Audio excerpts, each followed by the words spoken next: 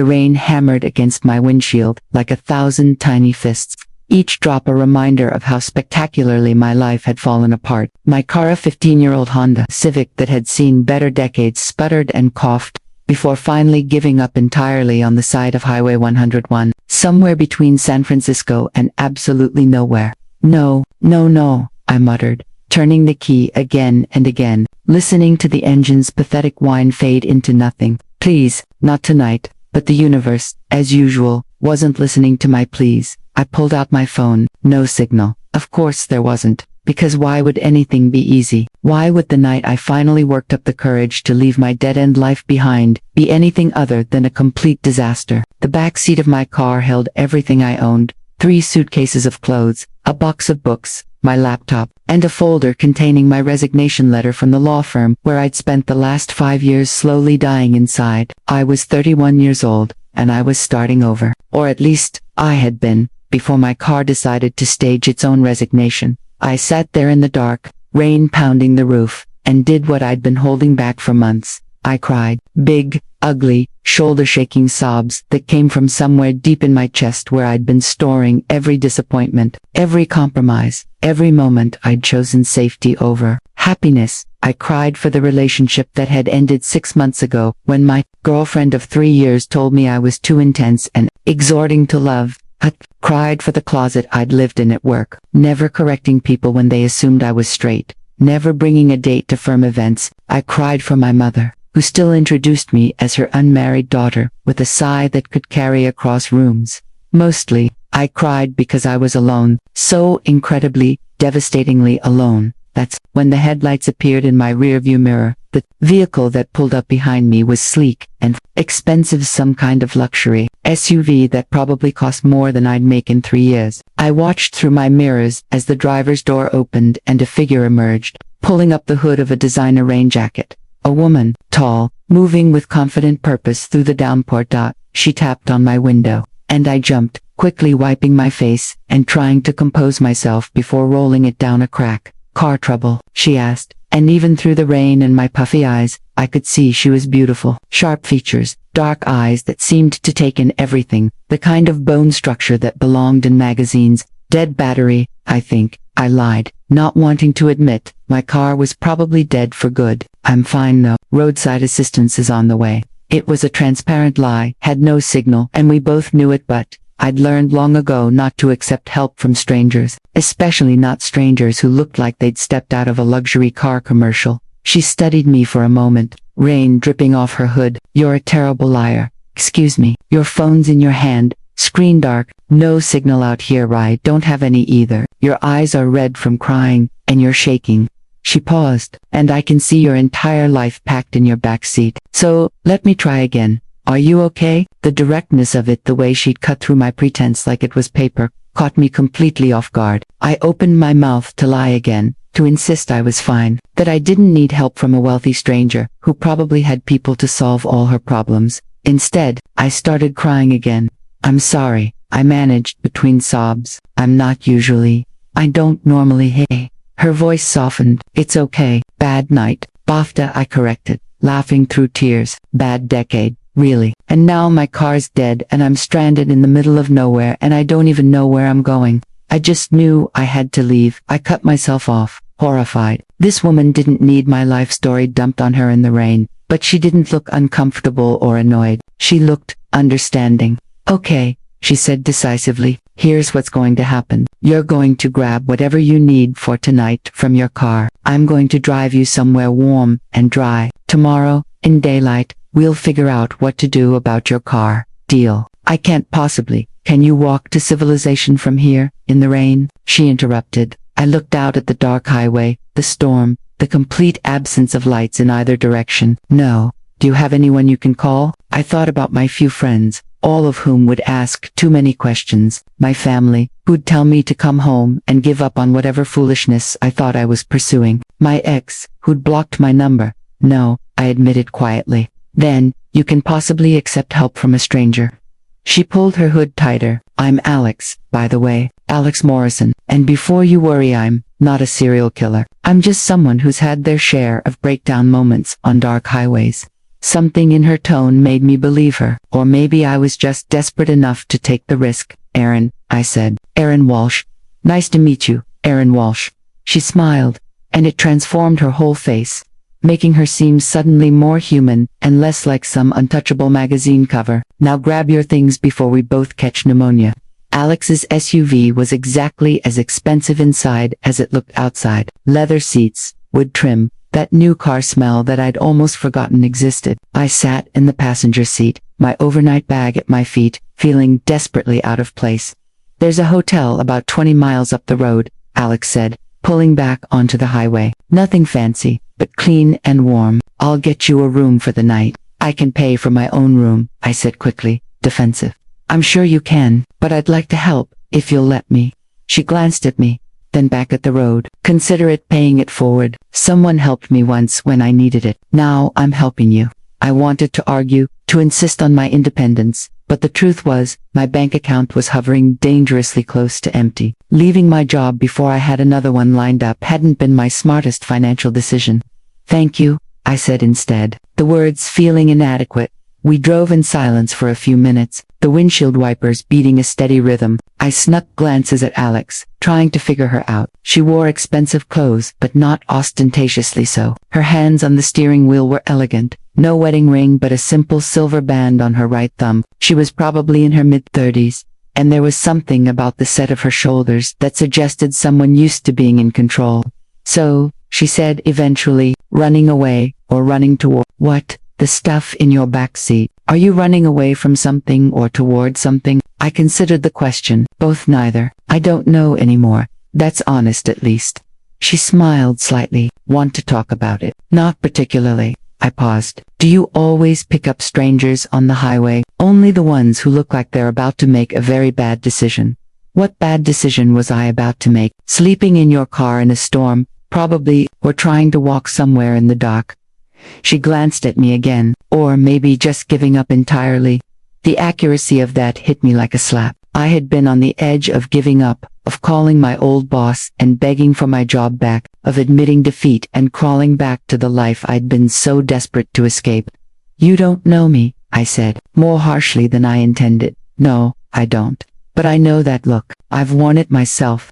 She was quiet for a moment. 3 years ago, I was driving this same highway, heading away from a life that was killing me slowly. Successful career, beautiful apartment, engaged to a man my family approved of. Everything looked perfect from the outside. And on the inside, I was dying, because I was living someone else's life, not my own. She shifted gears as we took an exit. One day I just got in my car and drove. Didn't tell anyone where I was going, just left. What happened? I ended up in a small town up the coast, stayed in a motel, spent a week walking on the beach, figuring out who I actually was versus who everyone expected me to be. She pulled into a parking lot in front of a modest but clean-looking hotel. Best week of my life. And called off the engagement, quit my job, came out to my family. She put the car in park and turned to look at me fully, burned my entire life down and built a new one from the ashes. Hardest thing I've ever done, also the only thing that saved me. I stared at her. You're gay. Lesbian, actually. She raised an eyebrow. Is that a problem? No, I felt my face flush. I am too. I mean, I'm a lesbian too. I just didn't expect that someone would understand. She smiled, gentler now. Yeah, I get that. Something in my chest loosened, a tension I didn't even know I'd been carrying. Here, in this stranger's car, I felt seen in a way I hadn't felt in months, maybe years. Come on, Alex said, opening her door. Let's get you checked in. The hotel clerk barely looked up as Alex booked 2 rooms, one for me, one for herself, despite my protests that she should just continue on to wherever she'd been going. I'm in no hurry, she said simply, and besides, I could use a break from driving. Once we had our keys, she walked me to my room, making sure it was clean and safe before heading toward her own. Thank you, I said again, feeling like the words couldn't possibly convey how grateful I was, for everything, for stopping, for helping, for not thinking I'm completely pathetic. Aaron. She cut me off gently. You're not pathetic, you're brave. It takes courage to leave what's familiar, even when it's killing you. I don't feel brave, I feel terrified. That's how you know it's real bravery. Courage isn't the absence of fear, it's doing the scary thing anyway. She started to leave, then turned back. Hey, have you eaten? There's a diner attached to the hotel. We could grab some food, if you want, or not. No pressure. I should have said no, should have gone into my room, collapsed on the bed, and tried to sleep. But the thought of being alone with my spiraling thoughts made my chest tight. Food sounds good, I said. Her smile was warm. Good meet you in the lobby in 10. The diner was exactly what you'd expect from a highway hotel. Worn vinyl booths, fluorescent lighting, laminated menus featuring breakfast served all day. It was nearly empty at this late hour. Just us, and a tired-looking waitress who poured coffee without asking. I ordered a grilled cheese, comfort food, from childhood. Alex got a burger and fries, and when the food arrived, we ate in comfortable silence for a few minutes. So, Alex said eventually, stealing one of her fries, what were you running from? I considered deflecting, keeping my walls up, but something about this woman, this stranger who'd stopped in the rain, who'd shared her own story so openly made me want to be honest. A life that looked good on paper, but felt empty in reality. I said, I'm a lawyer. Was a lawyer. Corporate law, big firm in San Francisco, good salary, benefits, respect, everything my parents wanted for me, but not what you wanted. I don't even know what I want anymore. I stared into my coffee. I went to law school because I was good at arguing, and my mother said it would give me security. I took the corporate job because the money was good and I had student loans. I stayed closeted at work because I shrugged, because it was easier, because I was too tired to fight, because I'd convinced myself that my personal life and my professional life were separate. Except they're not, Alex said quietly. Except they're not, I agreed. And somewhere along the way, I realized I was spending 50 hours a week pretending to be someone I'm not, defending companies I don't believe in, for money I barely had time to spend. I looked at the partners at my firm, stressed, divorced, addicted to their work on. I thought, is this it? Is this all there is? So you quit. So I quit. I laughed without humor, very dramatically, actually. Walked into my boss's office this morning, handed him my resignation, and told him I was done. He looked at me like I'd lost my mind. Maybe you found it instead, Alex suggested. I looked at her, this beautiful stranger, who seemed to understand things I'd barely articulated to myself. What about you? What were you running from? She took a sip of coffee, considering, a similar cage, different bars. I was supposed to marry James, my fiancé. He was perfect, handsome, successful, from a good family. My parents loved him. My friends were jealous. Everything should have been perfect. But you didn't love him. I loved him the way you love a good friend, but I wasn't in love with him. Couldn't be, because she met my eyes. Because I'd been in love with my best friend Rachel for 6 years and hadn't admitted it to myself. What happened with Rachel? She got married to a man. Obviously she's straight. And I stood at her wedding, watching her marry someone else, and I realized I couldn't do it anymore. Couldn't keep lying to myself, to James, to everyone. She pushed her burger around her plate. I broke his heart. He didn't understand. How could he? I could barely explain it to myself. And your family. That was harder. Her voice went quiet. My dad's a pastor, conservative, traditional. When I told him I was gay, he quoted Bible verses at me. My mom cried for days. My younger sister stopped talking to me for a year. I'm sorry, I said, meaning it. It got better. Eventually, my sister came around. Turned out she'd been hiding her own questioning. My mom gradually accepted it, though she still makes pointed comments about grandchildren. My dad, she shrugged. We're working on it. Some days are better than others.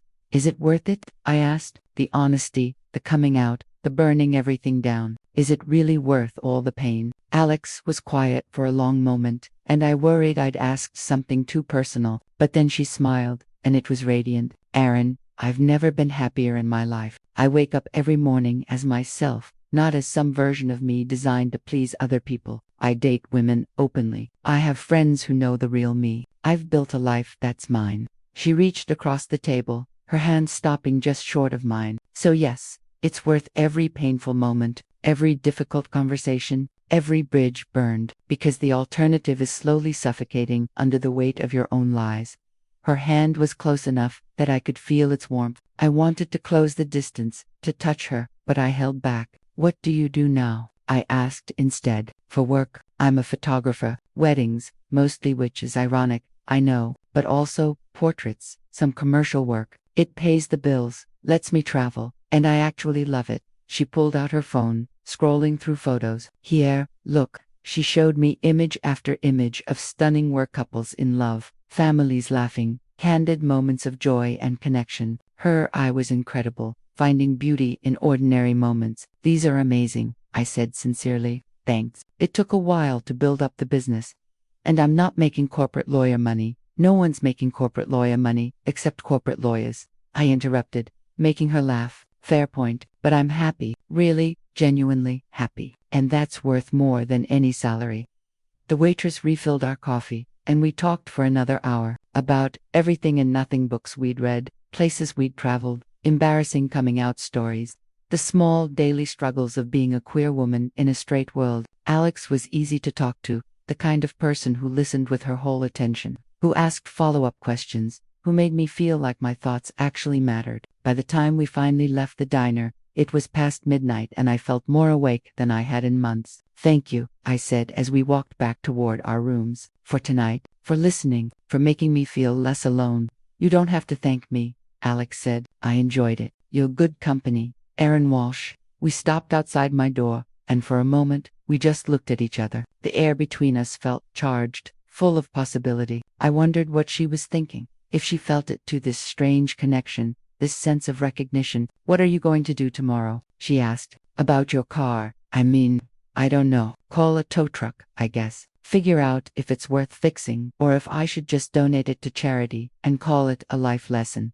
And after that, I have no idea. I laughed. I quit my job with no plan. I have a little savings, but not much. I was thinking maybe I'd drive up the coast, find a small town, figure things out, but now I don't even have a car. So, what if you came with me? The words came out in a rush, like she'd surprised herself by saying them. I stared at her. What? I'm heading up to Mendocino. I have a photography job. There's a wedding this weekend. Big, expensive affair at a coastal resort. After that, I was planning to stay for a week or so, just decompress and take some landscape shots. She looked almost nervous, vulnerable in a way she hadn't been all evening. You could come with me. Give yourself some time to figure out your next move without pressure. Alex, I can't. Why not? Because I barely know you. Because this is crazy. Because you're a stranger who picked me up on the side of the road. All true, she admitted. But also, you have nowhere else to be. No job waiting, no apartment, no plan. And she paused, choosing her words carefully. I could use the company. And maybe you could too. I wanted to say no, wanted to be sensible, cautious, to not make another impulsive decision when the last one had left me stranded on a highway. But there was something about Alex, something steady and safe, despite the craziness of the situation, that made me want to say yes. Just think about it, she said, reading my hesitation. Sleep on it. We can talk in the morning. Okay, I agreed. I'll think about it. She smiled, and I felt that flutter again, that dangerous spark of connection. Good night, Aaron. Good night, Alex. I watched her walk to her room, then let myself into mine. The bed was comfortable, the room was warm, and for the first time in months, I fell asleep without crying. I woke to sunlight streaming through cheap curtains and the sound of my phone buzzing. 7 missed calls from my mother, 3 texts from former coworkers, and a voicemail from my old boss asking if I'd reconsidered this rash decision. I deleted everything without listening to the voicemail. There was a knock on my door. I opened it to find Alex holding 2 coffee cups and a bag from the diner. Thought you might need breakfast, she said. And coffee, definitely coffee. You're a saint, I said, accepting both gratefully. We sat on the small couch by the window, eating bagels and watching the highway traffic. In the daylight, Alex was even more striking, though I noticed the shadows under her eyes that suggested she hadn't slept well either. So, she said after a few minutes, have you thought about my offer? I haven't thought about anything else, I admitted, and I took a deep breath. Tell me why you really asked me. The real reason. She set down her coffee, meeting my eyes. Because last night was the best conversation I've had in months. Because you remind me of who I was 3 years ago. And I remember how badly I needed someone to tell me it was okay to choose myself. Because, she hesitated, because I felt a connection with you, and I don't want to walk away from that without exploring what it might mean. What do you think it means? I don't know. Maybe just a friendship. Maybe more. Maybe nothing beyond a few days of good company. She shrugged. But I'd like to find out. No pressure. No expectations. Just 2 people giving each other space to figure out who they are and what they want. I thought about my alternatives. I could go back to San Francisco, tail between my legs. I could drift aimlessly up the coast alone. Or, I could take this leap with a woman who'd shown me more kindness in 12 hours than most people had shown me in years. Okay, I said. Yes, I'll come with you. Her smile was brilliant. Yeah, but we need ground rules. Absolutely. Name them. I held up fingers, counting. 1. We're honest with each other. No games, no pretending. 2. Either of us can change our mind at any time. No hard feelings. 3. We keep things platonic, at least for now. I just got out of a relationship and I'm a mess, and I don't want to complicate this, whatever this is, with romance. Something flickered in Alex's eyes at that last rule, but she nodded. Fair enough. All good rules. Though I'd like to add one of my own, which is, Rule 4. We actually enjoy ourselves. No overthinking, no spiraling, no dwelling on what we left behind. For the next week, we just exist. Be present. Have fun. I'm not sure I remember how to have fun, I said honestly. Then I'll teach you. She stood, extending her hand. Come on, let's go deal with your car, then hit the road. Mendocino awaits. My car, as it turned out, was indeed dead. The mechanic at the local garage took one look at it and shook his head. Engines shot, transmissions going. Even if I fixed what's immediately wrong, you'd be back here in a month with something else. So what are my options? Junkyard will give you a couple $100 for it. Or you can donate it, get a tax write-off. He wiped his hands on a rag. Sorry to be the bearer of bad news. I looked at my faithful Honda, which had carried me through law school, my first job, a cross-country move, and finally, my escape attempt. It felt like losing an old friend. Thank you for your honesty, I said. I'll take the junkyard option. Alex helped me transfer all my belongings into her SUV, and we said goodbye to my car. As we pulled back onto the highway, heading north, I felt lighter, somehow like I'd shed another piece of my old life. You okay? Alex asked, glancing at me surprisingly. Yes, it's just a car. It's never just a car. It's a symbol, a connection to who you were. Maybe that's why I'm okay with letting it go. I looked out at the coast, appearing in the distance. I don't want to be that person anymore. Who do you want to be? I thought about it. I don't know yet, but I think that's okay. Maybe I don't need to have it all figured out right now. Now you're learning, Alex said with a smile. The drive to Mendocino was supposed to take 4 hours. We took all day. Alex pulled off at every scenic overlook, every small town with a cute main street, every beach that looked inviting. We walked on sand, explored tide pools, ate fish and chips from a roadside shack that turned out to serve the best seafood I'd ever tasted. Are you always like this? I asked as we sat on a beach, watching the waves crash. Like what? So present. So willing to just stop and experience things. She considered the question. I wasn't always. When I was living my old life, I was always rushing late to court, behind on briefs, missing everything that mattered because I was too busy achieving. She drew patterns in the sand. Now I try to remember that the journey is just as important as the destination. Maybe more important. Corporate law, I guessed. Worse. Family law, divorces, custody battles, people at their absolute worst. She shook her head. I thought I was helping people, but really I was just watching them destroy each other while I billed by the hour. That sounds awful. It was, but it also taught me something important. Life's too short to spend it being miserable, too short to wait for permission to be happy, too short to waste on people and situations that drain you.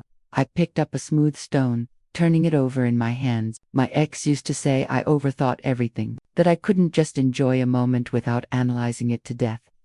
And she wasn't wrong. I do overthink. I'm doing it right now, sitting here, wondering if this is smart, if I'm making another mistake. If I should have just gone back to my apartment and started job hunting like a responsible adult. But, Alex prompted, but for the first time in forever, I don't want to be responsible. I want to be free. Even if it's just for a week. Even if it's reckless and stupid and probably going to end in disaster. It's not going to end in disaster, Alex said firmly. How can you be so sure? She looked at me, and the intensity in her gaze made my breath catch. Because you're not alone this time. Whatever happens, we'll figure it out together. We arrived in Mendocino just as the sun was setting, painting the sky in shades of pink and gold. The town was everything I'd imagined. Quaint Victorian houses, dramatic cliffs overlooking the ocean, art galleries and bookshops lining the streets. It's beautiful, I breathed. Wait until you see where we're staying, Alex said, pulling up to a charming bed and breakfast perched on a hillside. The owner, a warm woman in her 60s named Patricia, greeted us like old friends. "Alex, you made it, and you brought company." She gave me a shrewd but kind look. "I'm Patricia. Any friend of Alex's is welcome here." "Erin," I said, shaking her hand. "Thank you for having me." "I put you in the sunset room," Patricia said to Alex. "Ocean view, private deck, perfect for the two of you." My eyes widened. "Oh, we need 2 rooms. The sunset room has 2 queen beds," Patricia said easily. "Unless you'd prefer separate rooms, though I should warn you, I'm fully booked for the wedding this weekend. The sunset room is the last one available." I looked at Alex, who shrugged. "I'm fine sharing if you are, but I can sleep in my car if it's too weird." "Don't be ridiculous," I said, though my heart was racing. "Sharing is fine." The room was beautiful, high ceilings, elegant furniture, and floor-to-ceiling windows overlooking the Pacific. The 2 beds were on opposite sides of the room, giving us both privacy and space. "I'm going to take a shower," I announced, needing a moment alone to process everything. "Take your time. I'm going to go over my shot list for tomorrow." Under the hot water, I let myself think about what I was doing. I'd known Alex for less than 24 hours, and here I was, sharing a room with her, having committed to spending a week in her company. It was insane, reckless, completely unlike me. It was also exhilarating when I emerged, wrapped in the plush bathrobe provided by the B&B. I found Alex on the deck, her laptop open, scribbling notes. "Mind if I join you?" I asked. "Please." She closed the laptop. "I'm just pretending to work anyway." We sat in comfortable silence, watching the last light fade from the sky. The ocean was a dark presence below us, the sound of waves, a constant rhythm. "Can I ask you something?" I said eventually. "Anything. Why aren't you with anyone? Someone like you're beautiful, successful, kind. You must have people lining up." She laughed, but it was tinged with sadness. "I date, casually, but I haven't been in a serious relationship since I came out. Haven't found anyone who," she trailed off. Who sees me, the real me, not the pretty photographer with the sad backstory." She looked at me. "Do you know how rare it is to have a real conversation with someone? To talk about things that actually matter, instead of just surface bullshit." "I'm starting to," I admitted. "Last night, at the diner, that was the first time in months I felt like I was talking to someone who understood, who got it." She shook her head. "I know we just met. I know this is fast and weird and probably crosses some kind of boundary. But Erin, I feel like I've known you forever." "I feel it too," I whispered. The air between us seemed to thicken, charged with possibility. I saw the moment Alex decided to lean in, saw my own desire reflected in her eyes, and I wanted her more than I'd wanted anything in a long time. But I pulled back. "Rule 3, I said softly. "Remember." She stopped immediately, putting space between us. "You're right. I'm sorry. I shouldn't have. Don't apologize. I took a breath. "But I can't, not yet. I'm too raw, too broken. I'd just mess this up." "You're not broken, Erin." "I'm pretty sure I am. My last relationship ended because I was too much, too intense, too needy, too exhausting." And she was right. It was all those things because I was dying inside and trying to use a relationship to save me. I hugged myself. I need to figure out how to save myself first. Alex was quiet for a long moment. "Okay, then that's what you'll do. And I'll be here, as your friend, supporting you. No pressure, no expectations, just here." "Thank you," I said, meaning it more than she could know. "Come on," she said, standing. "Let's get some sleep. Tomorrow's going to be a long day. I have to work the wedding, but you're welcome to explore the town. There's an amazing bookstore on Main Street that you'll love." We got ready for bed in careful silence, respecting each other's space. As I lay in my bed, listening to Alex's breathing slow into sleep, I realized something. I felt safe. For the first time in months, maybe years, I felt genuinely safe. It was terrifying and wonderful in equal measure. I woke to find Alex already dressed, camera equipment spread across her bed. "Sorry," she whispered. "Didn't mean to wake you. I have to head to the venue early to scout locations." "What time is it?" 6. "Go back to sleep. You don't need to be up for hours." But I was awake now, and the thought of lying in bed while Alex worked felt wrong. "Can I come with you? I promise I'll stay out of the way." She smiled. "I'd like that, actually, but we need to leave in 10 minutes. I threw on clothes and brushed my teeth in record time, and soon we were driving through the quiet morning streets to an estate perched on the cliffs. The venue was stunning: manicured gardens, ocean views, a massive white tent being set up for the reception. Alex moved through it all with professional confidence, eyeing angles, checking lighting, making notes. "You're really good at this," I observed, watching her work. "Thanks. It took a while to figure out my style, but now I love it." She adjusted her camera settings. "Want to see something cool?" She showed me how she composed shots, how she looked for the story in each frame, how she captured emotion rather than just images. I found myself fascinated, not just by the photography but by watching her work, the focus in her eyes, the slight smile when she got the perfect shot, the way she moved with such purpose. "Okay," she said finally, "the wedding party won't be here for another hour. Want to grab breakfast? There's a cafe nearby that makes incredible pastries." Over coffee and croissants, I asked about her life in the years since she'd come out. "It hasn't been easy," she admitted. "I lost friends who couldn't handle it. Family relationships are still complicated. She laughed. "Dating is a disaster, honestly. Turns out coming out in your 30s means everyone assumes you're confused or going through a phase. That must be frustrating." "It is, but it's also freeing, in a way. I'm not hiding anymore. I'm not compromising. I'd rather be alone and authentic than partnered and pretending." "Have you ever regretted it? Coming out, I mean?" She set down her coffee, considering the question seriously. "No, not once. Even on the hardest days. Even when my dad won't return me calls, or I'm sitting home alone on a Saturday night. I don't regret it, because I finally like myself, and that's worth everything I lost." Her words hit me hard. I couldn't remember the last time I'd actually liked myself. I'd been so busy trying to be what everyone else wanted that I'd lost track of who I was underneath. "I want that," I said quietly. "To like myself, to know myself." "You will," Alex promised. "You're already on your way. The hardest part is starting, and you've already done that."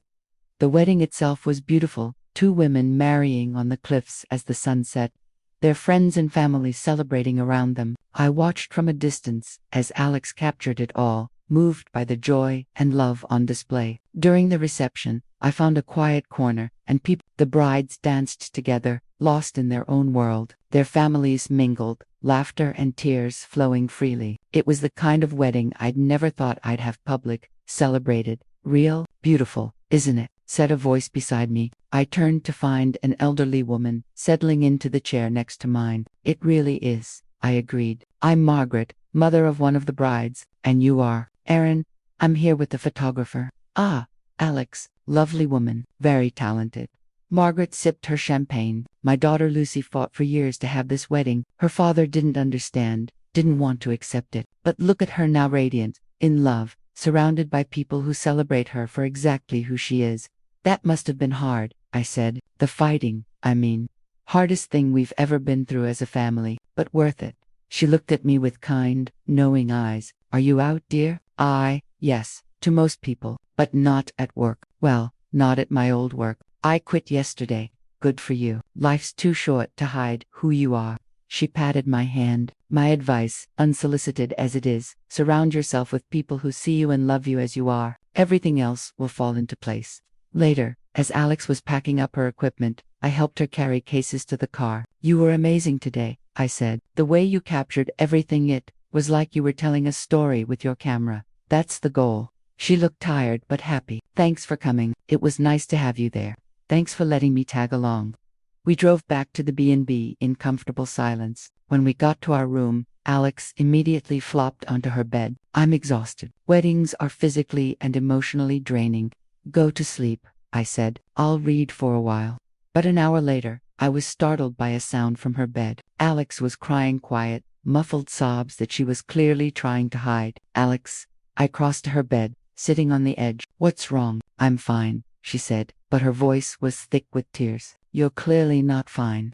She turned to face me, and in the dim light, I could see tears streaming down her face. "Weddings are hard for me. I see all these people celebrating love, building lives together, and I wonder if I'll ever have that, if coming out cost me my chance at forever." Without thinking, I lay down beside her, pulling her into my arms. She tensed for a moment, then relaxed, her face pressed against my shoulder. "You'll find it," I promised. "Someone amazing and worthy of you will come into your life, and you'll build something beautiful together." How do you know? Because you're incredible. Because you're brave and kind and talented and beautiful. Because any woman would be lucky to have you. She pulled back slightly, looking at me in the darkness. Even you. The question hung between us, heavy with meaning. I knew what I should say should remind her of Rule 3, should keep the boundaries clear. But lying there with her in my arms, feeling her warmth, seeing the vulnerability in her eyes, I couldn't lie. Especially me, I whispered. She kissed me then, soft and tentative, giving me every chance to pull away. But I didn't. Instead, I kissed her back, pouring into it all the loneliness and longing I'd been carrying for so long. When we finally broke apart, we were both breathing hard. We said platonic, I reminded her, my voice shaky. We did, she agreed. Is that still what you want? I looked at her, this woman who'd stopped for me in the rain, who'd shown me kindness without expecting anything in return, who'd shared her own struggles so openly. This woman who made me laugh, who challenged me to be brave, who saw me in a way no one else ever had. No, I admitted. It's not what I want, but Alex, I'm a mess. I'm unemployed, homeless, probably going to have a breakdown at some point in the near future. I'm not good relationship material right now. What if I don't want good relationship material? What if I just want you, mess and all? That's insane. Maybe. But we're already being insane. I picked up a stranger on a highway. You got in the car with her, and now we're sharing a room after knowing each other for 2 days. We're way past sensible. She cupped my face gently. Aaron, I'm not asking for forever. I'm not asking for promises. I'm just asking for now, for honesty and connection and whatever this is between us. Can we have that? I thought about all my rules, all my careful plans to fix myself before getting involved with anyone. But the truth was, I'd never felt more fixed than I did right now. Lying here with Alex, being completely honest about how broken I was. Yes, I said, we can have that. This time when we kissed, there was no hesitation, no holding back. We kissed like we were drowning, and each other was air, like we'd been waiting for this moment our whole lives without knowing it. The next morning, I woke wrapped around Alex, our legs tangled together, her arm across my waist. For a moment, I panicked. What had we done? How had we gotten here so fast? But then Alex stirred, pressing a sleepy kiss to my shoulder, and the panic faded. This felt right, terrifyingly, impossibly right. Morning, she mumbled against my skin. Morning, I replied. So, we did that. We did. Regrets? I thought about it honestly. No, surprisingly, no regrets. None whatsoever. She propped herself up on an elbow, looking down at me with soft eyes. Though we should probably talk about what this means. It means we're terrible at following our own rules, I said, making her laugh. True. But seriously, where do we go from here? I don't know. I'm still unemployed, still homeless, still figuring out my entire life. You have your life together. Surely you don't want to get tangled up with someone as chaotic as me. Aaron, she kissed me softly. Stop selling yourself short. You're not chaos, you're courage, your transformation. You're someone brave enough to walk away from security for a chance at authenticity. That's incredibly attractive, even if I have no idea what I'm doing, especially then. Besides, who says I have my life together? I'm a freelance photographer living out of my car half the time, estranged from my father, perpetually single. We're both figuring it out. So what do you propose? She grinned. I propose we spend this week being completely honest with each other. No games, no pretending, no trying to be anything we're not. We explore this whatever this is, and at the end of the week, we figure out what comes next. Deal, I agreed, sealing it with a kiss. The week that followed was one of the best of my life. We explored Mendocino together, walking the headlands, browsing bookstores, eating at tiny restaurants where locals gathered. Alex taught me about photography, letting me use her camera to capture the beauty around us. I taught her about art history, pointing out architectural details and explaining the stories behind local paintings and galleries. We talked constantly about everything and nothing. Our childhoods, our dreams, our fears, the relationships that had shaped us, the moments that had changed us. We shared things we'd never told anyone, creating an intimacy that felt both new and ancient. And we kissed a lot, on cliffsides and in bed, over morning coffee and during sunset walks. Each kiss felt like a revelation, like discovering a language I'd always known but never spoken.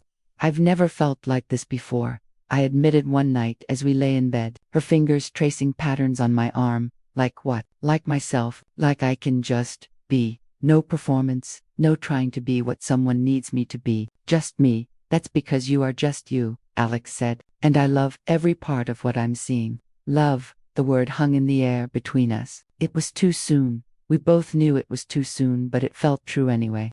I'm falling for you, I confessed. I know it's fast and probably stupid, but I am. It's not stupid. She turned to face me fully. I'm falling for you too. Have been since you opened your car window in the rain looking like a drowned cat, but still managing to be beautiful. I was not beautiful. I was a disaster. You were a beautiful disaster. My favorite kind. We made love that night. Slow and tender and breathtaking. Afterward, wrapped in each other, I felt something I hadn't felt in years. Hope. On the fifth day, reality intruded. We were having breakfast at our favorite cafe when my phone rang. My mother's name flashed on the screen. I'd been ignoring her calls all week, but I couldn't avoid her forever.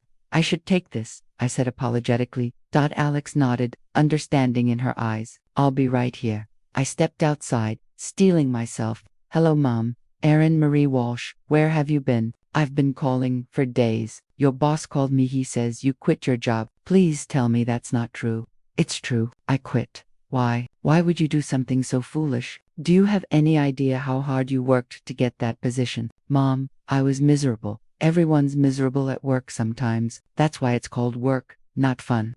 She sighed dramatically. You need to go back there. Apologize. Tell them you made a mistake. They'll take you back if you grovel a bit. I'm not going back. Don't be ridiculous. You have loans to pay, rent, responsibilities. I know that. I'll figure it out. But I'm not going back to that firm. Then what are you going to do? Live on the street. Move back home. The thought of moving back home, of sliding back into the role of disappointing daughter, made my chest tight. I'll find another job. Something different. Different how? I don't know yet. But something that doesn't make me want to cry every morning. Oh, Erin. Her voice shifted, becoming almost sad. When did you become so dramatic? You used to be such a sensible girl. Maybe sensible wasn't working for me, I said quietly. And what about your personal life? Any chance you'll settle down soon? Give me some grandchildren. Your cousin Sarah just announced her pregnancy. Mom, I'm gay. We've been through this. I'm not going to marry a man and give you grandchildren. You don't know that. You're still young. You might meet the right man. I've met the right woman, I said, surprising myself. Her name is Alex, and she's incredible. There was a long silence. Then, is this why you quit your job? For some woman? No, I quit for me. But yes, I met Alex, and she's helping me figure out who I want to be. Erin, you barely know this person. You're making huge life decisions based on what a fling. It's not a fling. I looked through the cafe window at Alex, who was reading a book and sipping coffee, completely at peace. It's real, Mom. More real than anything I've felt in years. You're going to regret this. Mark my words, you're going to throw away your career and your future for this woman. And in 6 months, you'll be alone and broke and wishing you'd listened to me. Her words hit like a slap, bringing up all my insecurities, all my fears that this was too good to be true, that I was making another massive mistake. I have to go, I said. Erin, I hung up. Inside. Alex took one look at my face and stood, wrapping me in her arms. Rough call, she asked gently. My mother thinks I'm throwing my life away. For you, specifically. Alex stiffened. Oh, she's wrong, I said quickly. I'm not throwing my life away. I'm trying to build a real one. But she's got you doubting, Alex observed. I pulled back, looking at her. A little, not about you, about me, about whether I'm capable of making good decisions right now. That's fair. You're in a vulnerable place. She took my hands. Erin, I don't want to be another mistake you regret. If you need time, space, whatever, I'll understand. That's not what I need. Then what do you need? I thought about it, really thought about it. I need to figure out my own life, not for my mom, not for you, but for me. I need to know I can stand on my own 2 feet before I can really be with someone. Okay, Alex said slowly. What does that look like? I don't know. Maybe I go back to San Francisco, find a new job, a better job somewhere I can be out, get my own place, build some stability. That sounds sensible. But I don't want sensible to mean giving you up, I continued. Alex, these last few days with you they've shown me what's possible, what life can be like when you're actually living it instead of just surviving. So what are you saying? I'm saying I want to try to make this work, but I need to do it right, not jumping from one life raft to another, but actually swimming on my own first. She was quiet for a long moment, and I held my breath, terrified she'd say it was over, that she couldn't wait for me to figure myself out. But instead, she smiled. Okay, let's figure it out together. Together. I have an idea. Hear me out. We spent the rest of the day in our room, laptops open, making plans. Alex's idea was both practical and perfect. She needed to be in San Francisco for work regularly anyway. I could stay with her temporarily while I job hunted, paying rent once I found work. We'd have time to actually date properly, no pressure, no rushing, just seeing where this could go. Are you sure about this? I asked, inviting a near stranger to live with you. You're not a stranger. You're someone I'm falling in love with who needs a hand up. She kissed my forehead. Besides, my place is huge and mostly empty. It'll be nice to have company. I'll pay you back for everything. The hotel, the food, gas. Aaron, stop. You don't owe me anything except honesty and effort. Can you give me those? Yes, absolutely yes. That night, we celebrated our plan by having dinner at the best restaurant in town, over wine and fresh seafood. We talked about the future carefully, without making promises we couldn't keep, but with genuine excitement. What kind of work do you actually want to do? Alex asked. I don't know. Not corporate law, that much I'm sure of. Maybe public interest work, or teaching. I've always loved research and writing. I paused. What I really want is to help people, actual people, not corporations. Then that's what you'll do. We'll figure it out. You keep saying we, I observed. Because I mean it. You're not alone in this, Aaron. Not anymore. I reached across the table, taking her hand. Thank you for everything, for stopping in the rain, for taking a chance on me, for seeing something in me worth fighting for. Thank you for getting in the car, she replied, for being brave enough to take the leap. We spent our last 2 days in Mendocino, savoring every moment, long walks, longer conversations, and quiet hours simply being together. On our final evening, we sat on the deck of our room, watching the sunset. Are you scared? Alex asked. Terrified, I admitted. What if this doesn't work? What if we get back to real life and realize this was just a vacation fantasy? Then we'll deal with it. But Aaron, I don't think that's going to happen. Do you? I thought about everything we'd shared, every conversation and kiss and moment of connection. No, I don't think so either. Then let's have faith in what we're building. The drive back to San Francisco was different from the drive up. We held hands on the console between us, sang along badly to the radio, stopped for pictures at the same scenic overlooks we'd visited on the way up. This time, though, we weren't strangers on a journey. We were partners, building something real. Alex's apartment was in the Mission District, a bright loft with exposed brick and huge windows. It was stylish but warm, filled with photographs and books and comfortable furniture. Welcome home, she said as we carried my bags inside. Home, the word felt foreign and perfect at the same time. That first week was an adjustment. We had to learn each other's routines, figure out how to share space, navigate the reality of daily life together. There were awkward moments, like when I accidentally used her expensive camera lens, cleaning cloth as a dish towel, and sweet ones, like discovering we both sang in the shower. I spent my days job hunting, sending out applications, networking with contacts from law school. Alex worked on her photography, editing photos, meeting with clients. In the evenings, we cooked together, explored the city, talked for hours about everything and nothing. 3 weeks in, I got a call from a nonprofit legal aid organization. They wanted to interview me. It's perfect, I told Alex excitedly. They do housing rights work, defending tenants against exploitative landlords. It's exactly what I wanted to do when I first went to law school, before I got sidetracked by the money. That's amazing. When's the interview? Tomorrow. But Alex, the salary is a fraction of what I was making before. So I won't be able to pay you as much rent, and I'll never afford my old lifestyle. She cut me off with a kiss. I don't want your old lifestyle. I want you, happy and fulfilled, and doing work that matters. The money will work itself out. I got the job. I came home to find Alex setting up for a photo shoot in our living room. She'd rearranged the furniture, set up lights, and was checking angles with intense focus. What's all this? I asked, setting down my briefcase. Client meeting. They're coming in an hour for headshots. She looked up, smiling. How was work? We won. I couldn't contain my excitement. The Garcia case we won. The family gets to stay in their apartment, and the landlord has to make all the repairs we demanded. That's incredible. Alex hugged me tight. I'm so proud of you. It feels good, really good, like I'm finally doing what I'm supposed to be doing. You're making a difference.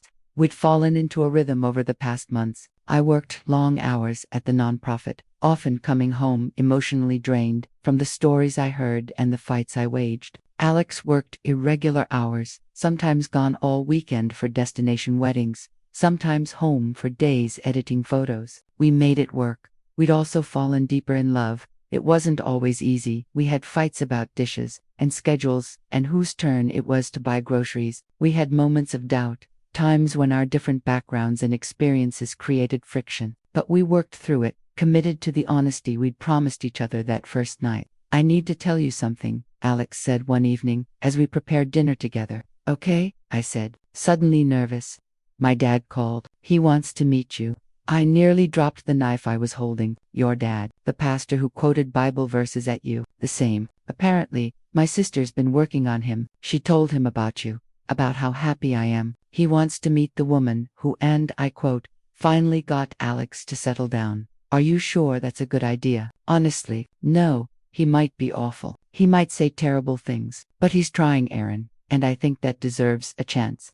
The dinner was awkward. Alex's father was stiff and formal, clearly uncomfortable but making an effort. He asked about my work, my family, my intentions toward his daughter. It was like being interviewed, but I appreciated the effort. I don't understand it, he admitted, over dessert. Your lifestyle. I mean, it goes against everything I was taught, everything I believe. Dad, Alex started, but he held up a hand. Let me finish. I don't understand it, but I see how happy you are, how healthy. You were dying in that life you were living before, and I was too blind to see it. He looked at me. Thank you for being there for her, for seeing what she needed. She saved me too, I said honestly. I was at my lowest point when we met. She showed me it was possible to choose happiness. He nodded slowly. Then, I suppose that's what matters. It wasn't full acceptance, but it was a start. My own family reconciliation was slower. My mother still made pointed comments about my phase and sent me articles about women who came back to heterosexuality. But she also started asking about Alex, remembered her birthday, invited us both to family dinners. Progress, Alex said after one particularly trying visit where my mother had passive-aggressively suggested I'd look better with longer hair. Glacial progress, I corrected, but progress nonetheless. We were at Carmen's apartment, having dinner with her and her husband. Carmen had been my rock through everything, celebrating my successes and supporting me through the hard moments. So, Carmen said, pouring more wine, it's been 6 months. How's cohabitation treating you? It's good, I said, smiling at Alex. Really good. Just good. Carmen raised an eyebrow. Come on, give me something. You two are disgustingly happy, and I want details. We're figuring it out, Alex said diplomatically. They're in love, Carmen's husband offered. It's obvious to everyone except apparently them. I looked at Alex, who was looking at me. We'd said, I love you weeks ago, but hearing it reflected back by others made it more real somehow. Yeah, I admitted. We stood on the cliffs in Mendocino, the same spot where we'd spent that transformative week a year ago. Patricia's B&B was behind us, hosting our small wedding, just close friends and family. Nothing elaborate or stressful. Are you ready? Alex asked, squeezing my hand. I've never been more ready for anything in my life. We'd come full circle from strangers on a rainy highway to partners building a life together. It hadn't been easy. We'd struggled with money, with family, with learning how to be in a healthy relationship after years of unhealthy ones. But we'd done it together. Carmen stood up front as my maid of honor, beaming. Alex's sister stood as her best woman, also crying. My mother sat in the front row, tissue in hand, finally seeming to understand that this was real and permanent. Alex's father was there too, having agreed to attend even if he couldn't officiate that Patricia was marrying us, having gotten ordained specifically for the occasion. Dearly beloved, she began, and I barely heard the rest. I was too busy looking at Alex, this woman who'd stopped in the rain, who'd seen me at my worst and chosen to stay, who'd helped me build a life I actually wanted to live. I do, I said when prompted. I do, Alex echoed. We kissed as wives, and I felt the last piece of my old loneliness finally dissolve. I wasn't alone anymore. I had Alex. I had our life together. I had myself finally, fully myself. As we walked back down the aisle, hand in hand, I caught my reflection in a window. I looked happy, genuinely, radiantly happy, and I realized this was who I'd been trying to become all along. Not the successful lawyer or the perfect daughter or the acceptable partner. Just me, messy, imperfect, brave enough to choose love. At the reception, as we danced to our song, Alex whispered in my ear, "Thank you for getting in my car that night. Thank you for stopping." I replied, "Best decision I ever made, mine too."